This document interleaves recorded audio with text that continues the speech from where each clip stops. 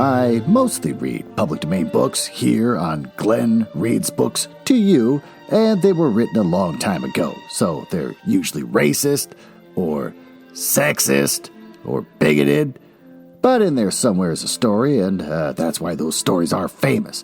Other times, I read works from independent authors, and they're delightfully not racist, but they might have adult language or adult situations, like, making sex. So that's your warning, but I'm sure you're grown up enough to handle it. Don't write to me complaining. Oh, you're awake. Well, that's good. It's about goddamn time. It's been a full week of you just being in a comatose state. But you're awake now, and I'll fill you in. After we got off the party bus, they unhooked our car outside of a gas station, and they fixed it. So it turns out the car was just too full of farts.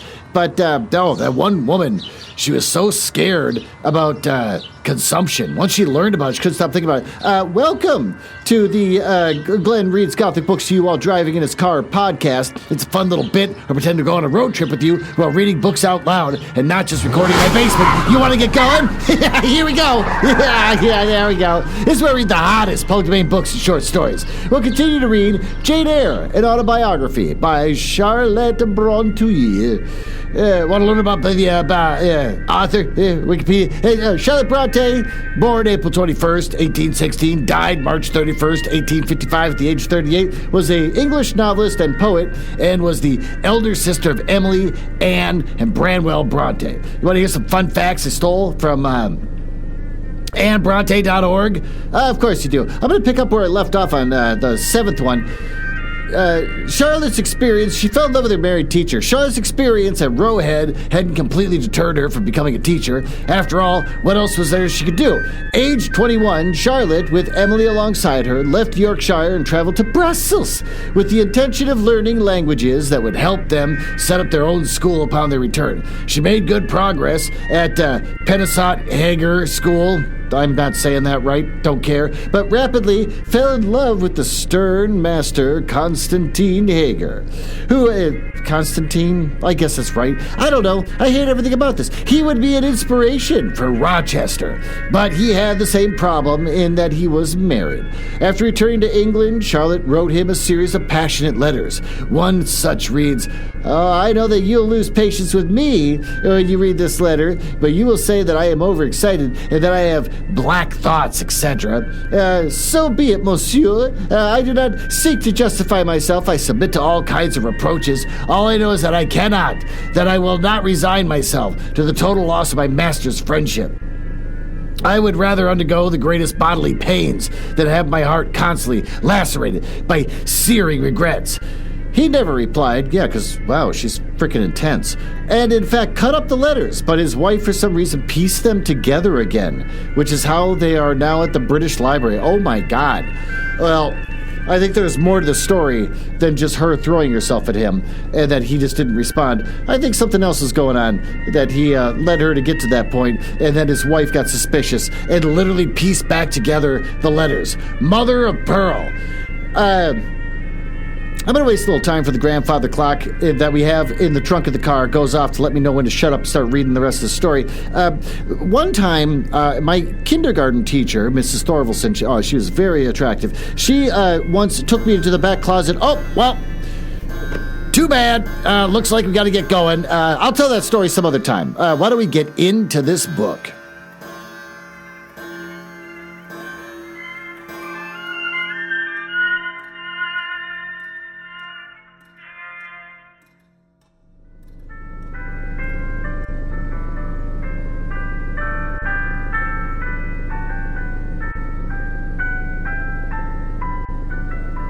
Well, here we go. We got the whole open road in front of us, and it feels amazing. Doesn't it feel liberating? Just like the road in front of you.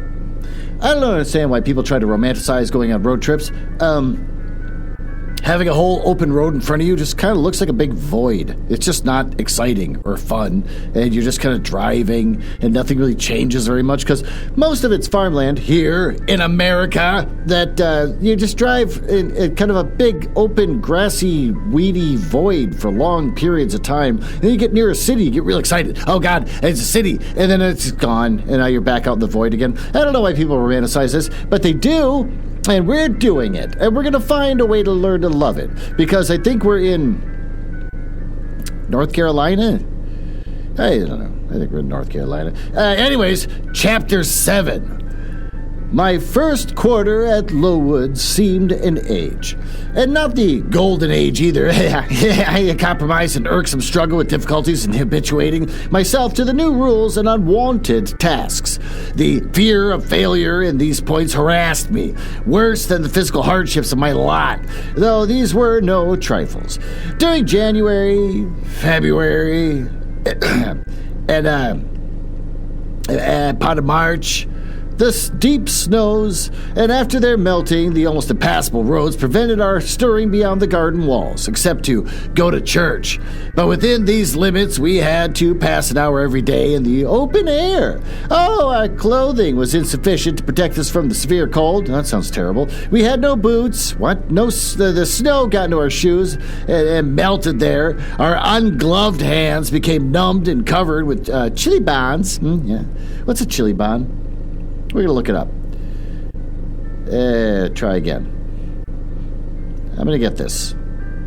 There we go. A chili bond is a painful itching swelling of the hand or foot caused by poor circulation in the skin when exposed to cold. No. It's a cute little name for something we already understood as we were reading this part of the story, but as were our feet, I remember well the distracting irritation I endured from the cause every evening. When my feet inflamed and the torture of thrusting and the swelled raw and stiff toes into my shoes in the morning, then the scanty supply of food was distressing. With the keen appetites of growing children, we had scarcely sufficient to keep alive a delicate invalid. From the deficiency of our nourishment resulted in abuse, which pressed hardly on the younger pupils. Whenever the famished great girls had an opportunity, they would coax or menace the little ones out of their portion. Many a time I have shared between two Clements the precious morsels of brown bread distributed at tea time, and after relinquishing to a third half the contents of my mug of coffee, I have swallowed the remainder with an accomplishment of secret tears, forced for me the exigency of hunger. Sundays were dreary days in that winter season. We had to walk 2 miles to Brooklyn Bridge Church, 2 miles to get to a church where our patron officiated. And we set out cold, and we arrived at church colder. During the morning service, we became almost paralyzed. It was too far to return to dinner, and an allowance of cold meat and bread, in the same penurious proportion observed in our ordinary meals, was served round between the services. At the close of the afternoon service, we returned to an exposed and hilly road, where the bitter winter wind, blowing over a range of snowy summits to the north, almost flayed the skins from our faces.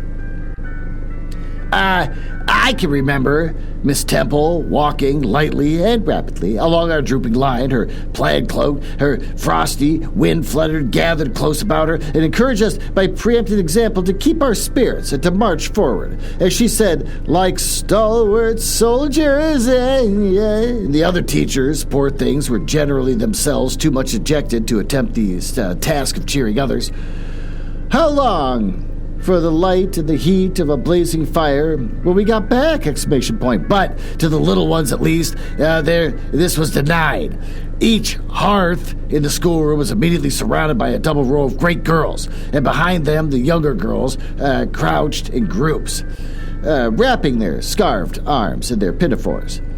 A little solace came at tea time in the shape of a double ration of bread, a whole instead of a half slice, with the delicious addition of the thin scrape of butter. It was, hebdomadal. I'm looking up that word. Hebdomadal. Okay, adjective, formal, weekly, used, especially with organizations that meet weekly. Okay, well, that doesn't really help. It was hebdomadal, so apparently weekly. Treat, to which we all looked forward from Sabbath to Sabbath. I generally contrived to reserve a morty of a bounteous repast for myself, but the remainder I was inevitably obliged to part with. The Sunday evening was spent in repeating by heart. Oh my God, this just be another chapter of this shit. Oh my God, this story's got to move forward at some point. The Church Catechism, and the 5th, 6th, and 7th chapters of St. Matthew, and in listening to a long sermon read by Miss Miller, whose irrepressible yawns attested to her weariness. A frequent interlude of those performances was the enactment of the part of the Eucharist by some half-dozen little girls who, overpowered sleep, would fall down, if not out of the 3rd loft, yet off to the 4th floor, and be taken up half dead. The remedy was to thrust them forward into the center of the schoolroom and oblige them to stand there till the sermon was finished. Well, sometimes their feet failed them, and they sank together in a heap. Oh, they were propped up by monitors and high stools. I have not yet alluded to the visits of Mr. Brocklehurst, and indeed that gentleman was, from home yearning the greater part of the first month of my arrival, perhaps prolonging his stay with his friend, the Archdeacon. Oh, his absence was a relief to me. I need not say that I had my own reasons for dreading his coming, but he did come at last. One afternoon, I had been there, I don't know, 3 weeks at Lowood, I was sitting with a slate in my hand, puzzling over a sum in long division.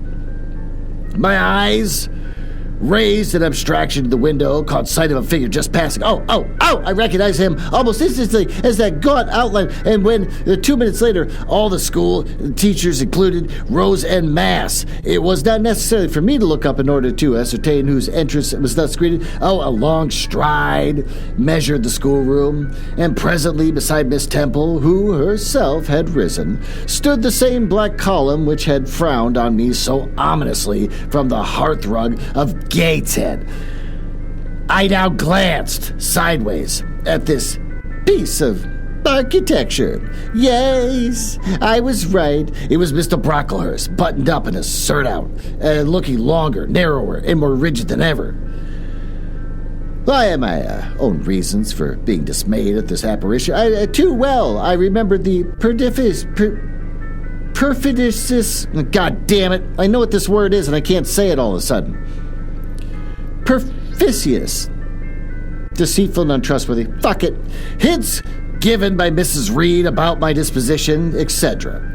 And promise pledged by Mr. Brocklehurst to apprise Miss Temple and the teachers of my vicious nature. All along I had been dreading the fulfillment of that promise, and I had been looking out daily for the, quote, coming man, unquote, whose information respecting my past life and conversion was to brand me as a bad child forever. Now, here he was. Well, he stood at Miss Temple's side. Oh, he was speaking low in her ear, and I did not doubt that he was making disclosures of my villainy. And I watched her eye with painful anxiety, expecting every moment to see in its dark orb turn its glance upon me, repugnance and contempt. I listened, too, as I happened to be seated quite at the top of the room. I caught most of what he said, and its import relieved me from immediate apprehension. I suppose, Miss Temple, the thread I brought at Lowton will do. It struck me that it would be just the quality for the calico chemises, and I sorted the needles to match. You may well tell Miss Smith that I forgot to make a memorandum of the darning needles, but she shall have some papers sent in the next week. She is not, on any account, to give out more than one at a time to each pupil. If they have more, they're apt to be careless and lose them. And, oh, ma'am, I wish the woolen stockings were better looked to. When I was there at last, I went to the kitchen garden and examined the clothing drying on the line, and there was a quantity of black hose in every bad state of repair, and from the size of the holes in them, I was sure that they had been not well mended from the time to time. He paused. Your directions shall be attended to, sir, said Miss Temple. Ma'am, he continued, the laundress tells me that some of the girls have to clean tuckers, I say tuckers in the week. It's too much. The rules limit them to one. I think I can explain the circumstance, sir. Agnes and Catherine Johnstone were invited to take tea with some friends at Lowton last Thursday, and I gave them leave to put on clean tuckers for the occasion. Mr. Brocklehurst nodded. Well, for once it may pass. But please, not to let the circumstance occur too often, and there is another thing which surprised me. I find, in settling accounts with the housekeeper, that a lunch consisting of bread and cheese has twice been served out to the girls during the past fortnight. How is this? How is this? I looked over from regulations and I find no such meal as lunch mentioned. Who introduced this innovation? And by what authority? I must be responsible for the circumstance, sir, replied Miss Temple. The breakfast was so ill-prepared that pupils could not possibly eat it, and I dared not allow them to remain fasting till dinner time. Madam, allow me an instant. You are aware that my plan in bringing up these girls is not to accustom them to the habits of luxury and indulgence, but to render them hardy, patient, self-denying. Should any accidental disappointment of the appetite occur, such as the spoiling of a meal and the under or overdressing of fish, I want to say fish real bad. It's just of a dish. I made that up. I'm sorry. The incident ought not to be neutralized by replacing with something more delicate the comfort lost, thus pampering the body and obviating the aim of this institution. It ought to be improved to the spiritual edification of the pupils by encouraging them to evidence fortitude under the temporary privation. A brief address on those occasions should not be mistimed, wherein a judicious instructor should take the opportunity of referring to the sufferings of the primitive Christians, to the torments of martyrs, to the exhortations, I can say it, of our blessed Lord himself, calling upon his disciples to take on their cross and follow him, his warnings that man shall not live by bread alone, but by every word that proceedeth out of his mouth of God to his divine consolations. If ye suffer hunger or thirst for my sake, happy are you. That's a little quote inside a big long quote. Oh, madam, when you put bread and cheese instead of burnt porridge into these children's mouths, you may indeed feed their vile bodies. But you little think of how you starve their immortal souls! Exclamation point. Oh, Mr. Brocklehurst again paused, perhaps overcome by his feelings. Miss Temple had looked down when he first began to speak to her, but now she gazed straight before her, and her face, naturally pale as marble, appeared to be assuming also the coldness and fixity of that material, especially her mouth, closed as it would have required a sculptor's chisel to open it, and her brow settled gradually into petrified severity. Meantime, Mr. Brocklehurst, standing on the hearth with his hands behind his back, magically surveyed the whole school.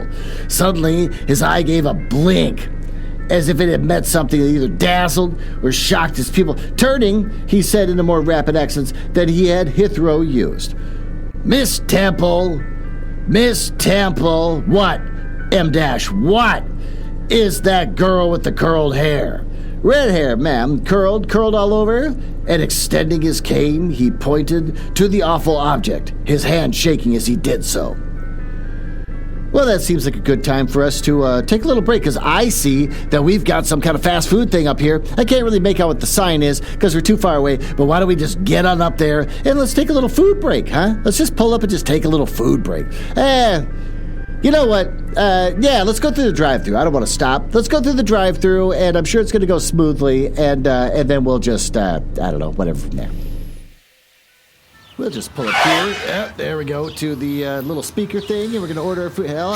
Welcome to Hot Chupa. Do you want to order a Hot Chupa? Hello. Yes, hi. We've been on a very long road trip, and I believe that we might be in Louisiana. But I would, before I order my food, I would like to read from you the latest upcoming book from Penguin Random House, if you don't mind. The book called A Different Person, a memoir by James Merrill If you get the and gator Hilton chupa, you get a Als. free cookie.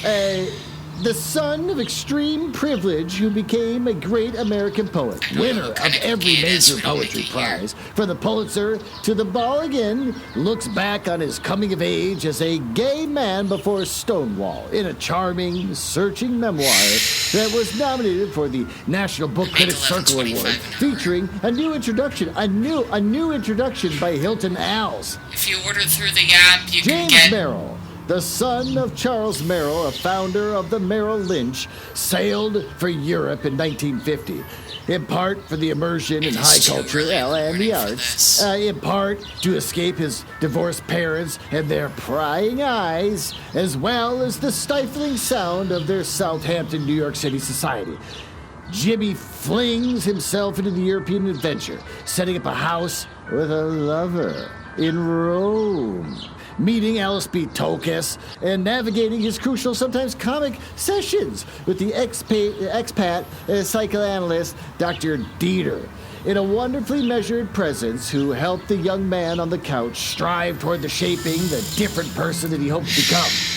The 60-something Merrill, who put his iconic memoir, allowed his young self to take center stage, not hiding his foibles, but entering with his elder voice and italicized judgments. A book about the rocky and tender journey to, parentheses, gay, and parentheses, adulthood. All the more questioning young man who seemingly has everything but knows it isn't much at all without enlightenment, belonging, and self-understanding. Well, that's A Different Person by James Merrill with an intro by Hilton Als. It's paperback for $18, available at Amazon, Barnes & Noble, Books A Million, Bookshop.org, Hudson Booksellers, Powell's Target, and Walmart. Dude, you gotta move up. What? Get out of the line. I gotta go inside? Whatever.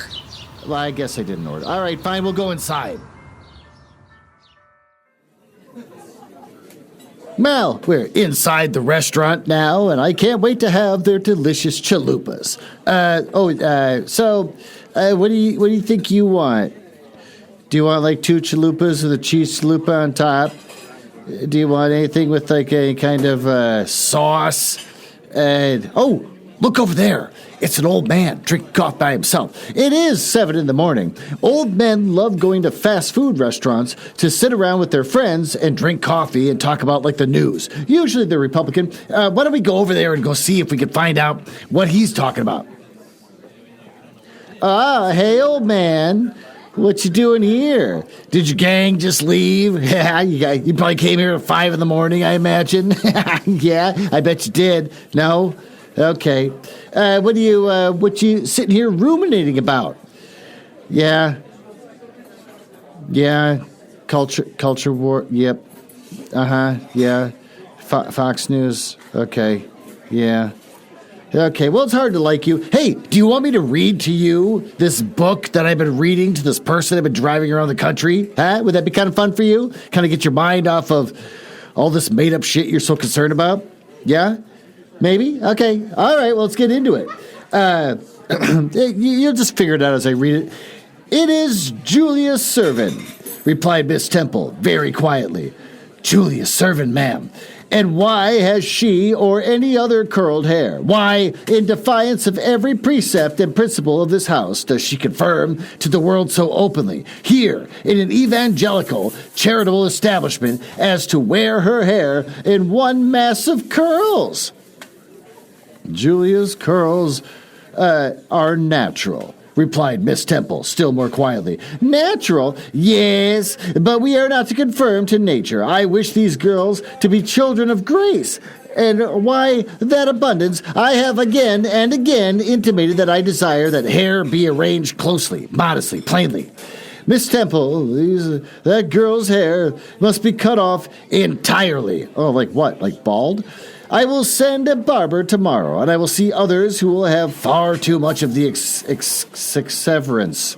Not looking that one up. That tall girl. Tell her to turn around. Tell all the first form to rise up and direct their faces to the wall. Well, Miss Temple passed her handkerchief. Oh, you're dribbling. You're drinking your coffee that's dribbling down your cheek. How old are you? Yeah? Don't you know how to use a napkin? Don't you have sensation in your mouth? Why are you drooling? Miss Temple passed her handkerchief over her lips as if to smooth away the involuntary smile that curled them. Oh, she gave the order, however, and when the first class could take in what was required of them, they obeyed. Leaning a little back on the bench, I could see the looks and grimaces with which they commented of this maneuver. It was a pity that Mr. Brocklehurst could not see them too. He would perhaps have felt that whatever he might do outside the cup and platter, the inside was further beyond his interference with he imagined. He scrutinized the reverse of these living metals of some 5 minutes, then pronounced sentence. These words fell like a knell of doom. All those top knots must be cut off. Miss Temple seemed to remonstrate. Madam, he pursued, I have a master to serve whose kingdom is not of this world. My mission is mortifying these girls the lusts of the flesh. To teach them to clothe themselves with shamefacedness and sobriety, not with braided hair and costly apparel. And each of the young persons before us has a string of hair twisted in plaits. I say plaits, which vanity itself might have woven. These, I repeat, must be cut off. Think of the time wasted of... Mr. Brocklehurst was there interrupted. 3 other visitors, ladies, now entered the room. Oh, they ought to have come a little sooner to have heard his lecture on the dress, for they were splendidly attired in velvet, silk, and furs. The 2 younger of the trio, fine girls of 16 and 17, had gray beaver hats, then in fashion, shaded with burp ostrich plumes, and from under the brim of his graceful headdress fell a profusion of light tresses, elaborately curled. The elder lady was enveloped in a costly velvet shawl, trimmed with ermine, and she wore a false front of French curls. These ladies were deferentially received by Miss Temple as Mrs. and the Misses. Brocklehurst conducted the seats of honor at the top of the room, and it seems to have come in the carriage of their reverend relative, and had been conducting a ruminage of scrutiny of the room upstairs, while he transacted business with the housekeeper, questioned the laundress, lectured the superintendent. They now proceeded to address divers the remarks and the reproofs of Miss Smith, who was charged with the care of the linen and the inspection of the dormitories. But I had no time to listen to what they had said. Only matters called off and enchanted my attention. While gathering up the discourse of Mr. Brocklehurst and Miss Temple, I had not at the same time neglected the precautions to secure my personal safety, which I thought would be effected if I could only elude observation. To this end, and I sat well back of the form, and while seeming to be busy with my sum, had held my slate in such a manner as to conceal my face. Oh, and I felt to have escaped notice. Had not my treacherous slate somehow happened to slip from my hand and falling with an obtrusive crash, directly drawn every eye upon me. Oh, I knew it was all over now. And as I stooped to pick up the 2 fragments of slate, I rallied my forces for the worst. It came. Oh, a careless girl! Said Mr. Brocklehurst, and immediately after, it was a new pupil, I perceive, and before I could draw breath, I must not forget I have word to say respecting her. Then aloud, and aloud he seemed to me, let the child who broke her slate come forward. Of my own accord, I could not have been stirred. I was paralyzed, but the 2 girls who sat on each side of me set me on my legs and pushed me toward the dread judge. And then Miss Temple gently assisted me to my very feet, and I caught her whispered counsel. Do not be afraid, Jane. I saw it was an accident. You shall not be punished. The kind whisper went to my heart like a dagger. Another minute, and she will despise me for a hypocrite, thought I, and an impulse of fury against Reed, Brocklehurst, and bounded in my pulses at the conviction. I was no Helen Burns. Fetch that stool, said Mr. Brocklehurst, pointing to a very high one from which a monitor had just been risen, and it was brought. Place the child upon it, and I was placed there. By whom? I don't know. It was in no condition to no particulars. I was only aware that they had hoisted me up to the height of Mr. Brocklehurst's nose. Burp, that he was within a yard of me. And then a spread of orange shot, purple silk pelisses, and a cloud of silvery plumage extended and way below me. Mr. Brocklehurst hemmed. "Lady," said he, turning to the family, "Miss Temple, teachers, and children. You all see this girl?" Oh, of course they did. For I felt their eyes, directed like burning glasses against my scorched skin. "Oh, you see, she is yet young. You observe she possesses the ordinary form of childhood.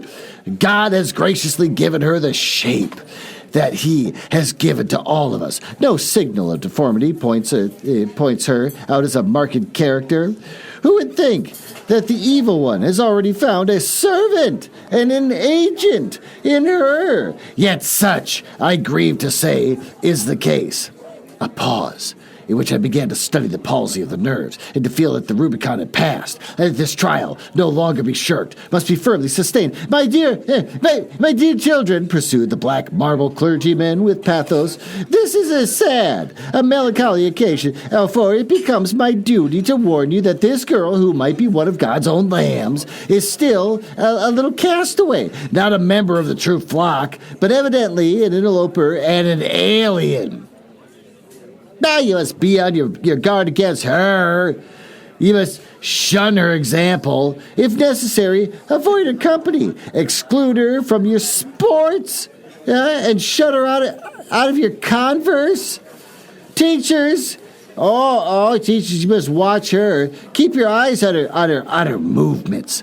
Weigh well her words. Scrutinize her actions. Punish her body to save her soul. If indeed such salvation be possible, for, in parentheses, my tongue falters while I tell it, in parentheses, this girl, this child, this native of a Christian land, wore many a little heathen who says his prayers to Brahma and kneels before a juggernaut. This girl is a liar." Now came a pause. That's not funny. Why are they laughing? This is a very serious moment.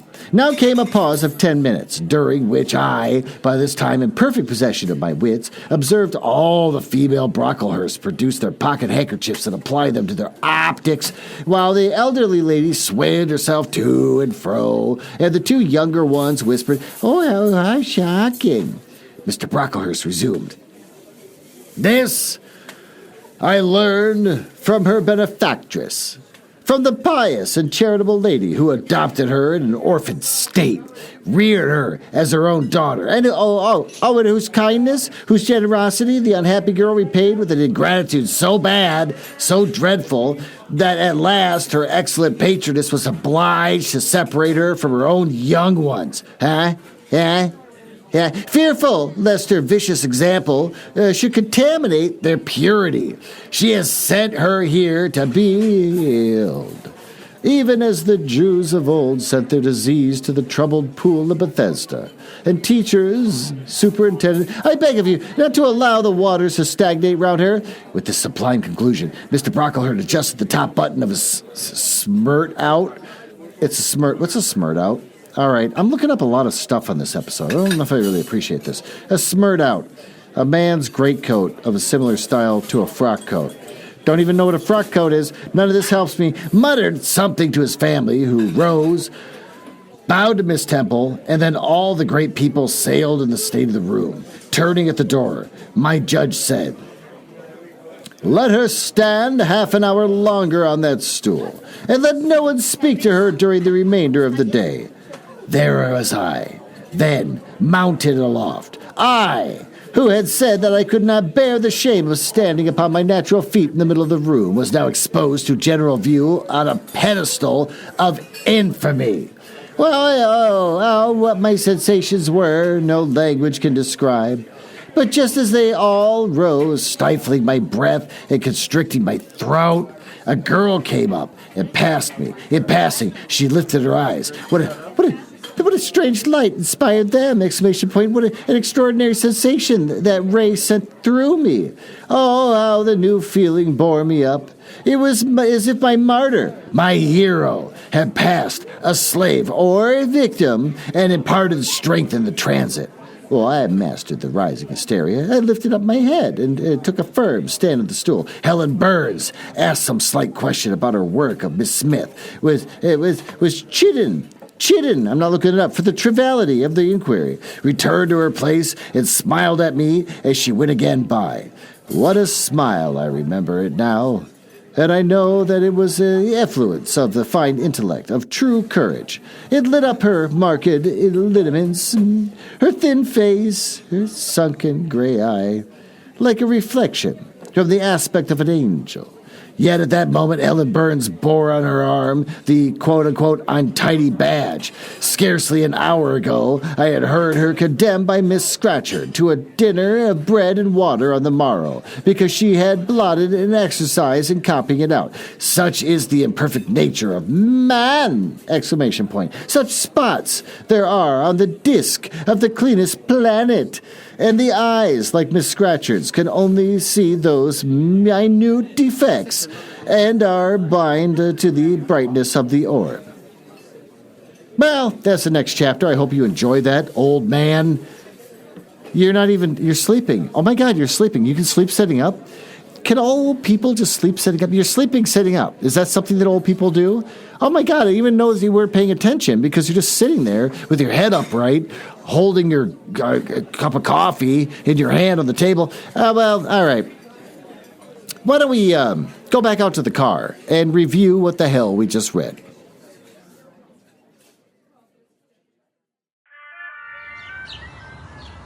Well, what happened? Still a lot of nothing. Each chapter plods slowly forward. I'm kind of waiting for, when's the exciting stuff going to happen? Unless the exciting stuff is just school not going well. The last couple chapters is just like school, not that great. Kids being punished.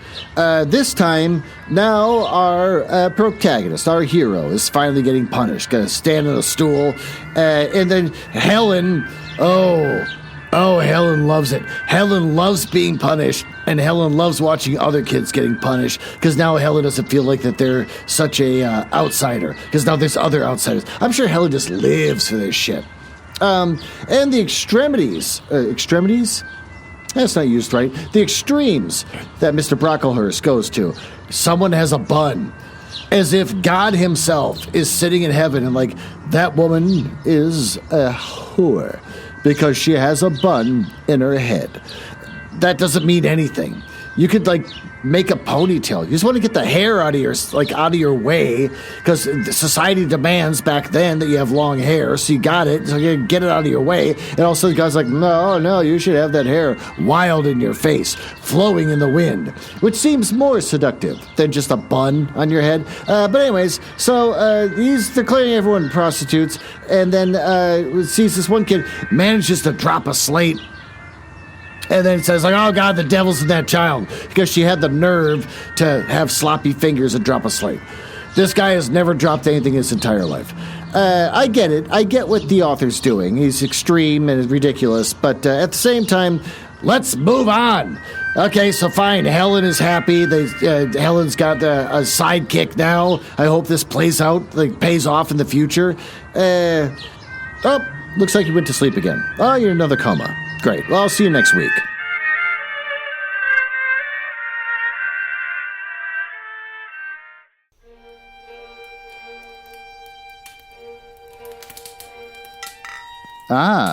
Well, it appears you found me in the part of the podcast I hate the most, where I tell you all about the places on the internet where you can find me. You can tell I hate this because of the sound effects making it sound like a stormy night in the drawing room of the damned. Now, are you cool? I like cool people. It's the reason why I got involved in this business to begin with, just to meet cool people, not losers. So if you're cool, feel free to go over to my website, nuzzlehouse.com. Don't bother looking for us on social media, because we've given it all up after the election with how evil everyone is from Twitter and Instagram and Facebook. I shut it all down. But you can find us on Blue Sky, nuzzlehouse.bsky.com. I don't know. We got a Christmas album on our website, which we should do. Everyone should do when they get married, make a Christmas album. We got Just Stay in the Curious Mind, where we make paranormal smut, Masterpiece Auditorium review books, and Two Things, One Cup with Elton from Elton Reads a Book a Week. And since I think you might be cool, you can always just email me directly. glenn.nuzzles@gmail.com. But don't email if you're a nerdlinger or a dork. Now, back to business. I can't believe I drank all of them already. There's got to be one left.